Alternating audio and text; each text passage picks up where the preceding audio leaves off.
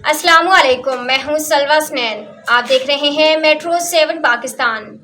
आइए नजर डालते हैं आज की अहम खबरों पर।